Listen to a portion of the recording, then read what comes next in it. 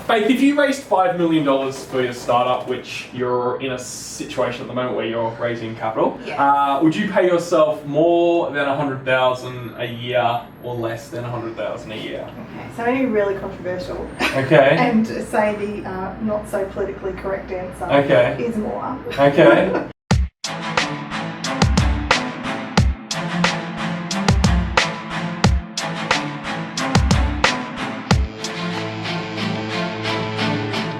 The rationale behind that is I think it depends on the type of business. So currently I earn more than $100,000 a year. I did take a massive pay cut to do my own startup.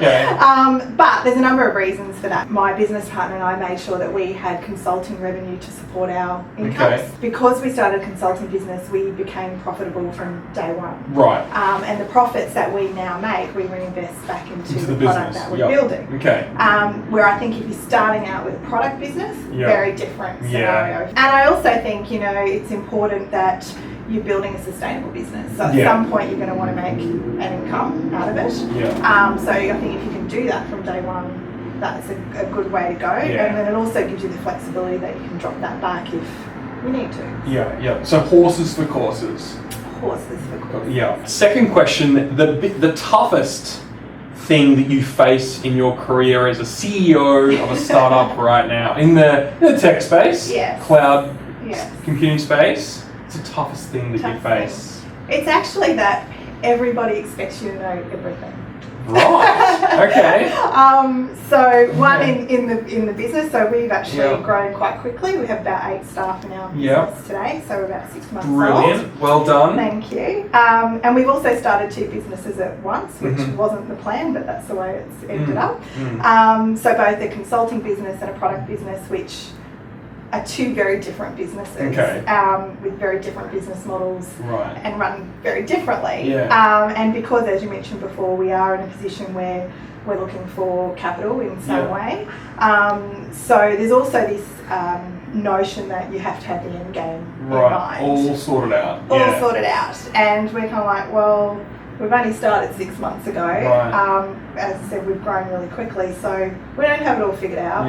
And I think that's okay. And given what we're working with, and particularly in the tech space, things change all the time. So I think it's immature to actually say, this is the game, this is the plan, this is the end game, this is where we're at. Number 3, silliest, weakest link, dumbest thing that you're seeing in the tech cloud computing industry, I guess, in Australia, Southern Hemisphere right now? Where do I start?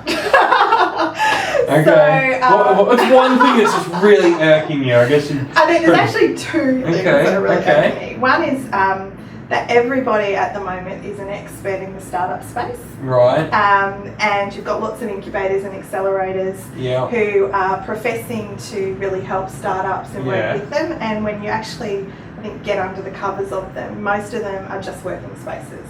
And like I said, the number of people that are kind of out there at the moment going, you know, I'm an expert in the startup space, I can help you, and they've actually never done it before themselves. So I think be careful of who you're getting advice from, and if you are going into an accelerator or some sort of incubator, what are you going to get out of it? And the other is, you know, there's lots of talk around digital disruption, which is great, but again, I think we're getting into everyone's got to be digitally disrupted. We've got to challenge ourselves, which, yes, we do.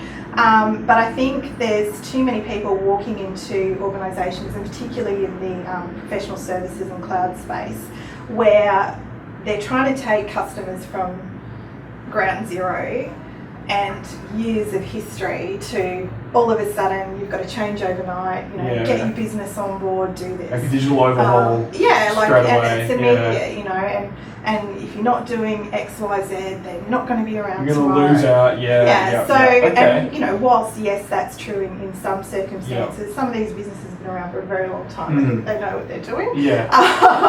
And yes, they need to evolve and change. So I think it's really people being more tolerant of that, and yes, getting the message out that you need to change and you need to disrupt your industry yourself or what you're doing, but understand that's a journey. The great follow-up questions is something I'm keen to hear about what you've got to say about what you're doing about, probably I want to start with the second one. What are you doing about that with the... Part of the professional services business that we run is working with independent software vendors and also customers that are looking to productize something that they're building internally. And it's kind of a new space, and that is a disruptive space for a lot of traditional customers.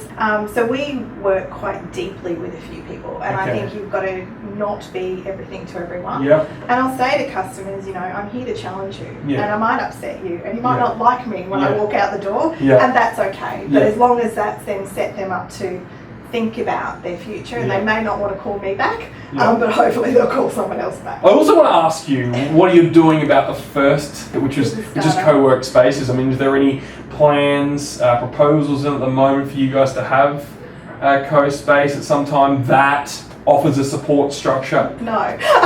No.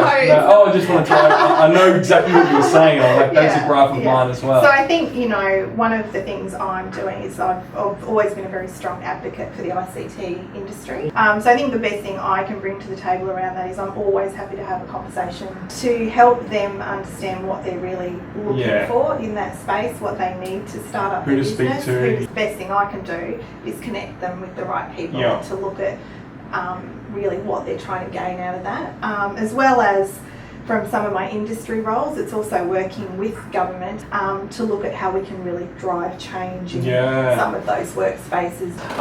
What are you not doing day to day that you know you should be doing more of? Business context. I don't do social media enough. I've only just joined Twitter, and I have been forced to join Facebook. Right. So I do know that for my business and to promote my business, you know, I need to be looking at all social media channels. And on a personal level, probably just making sure that I'm looking after my own health and well-being, and that's really important to me with our employees as well. So I feel I need to lead by example. Now's your time to humble brag.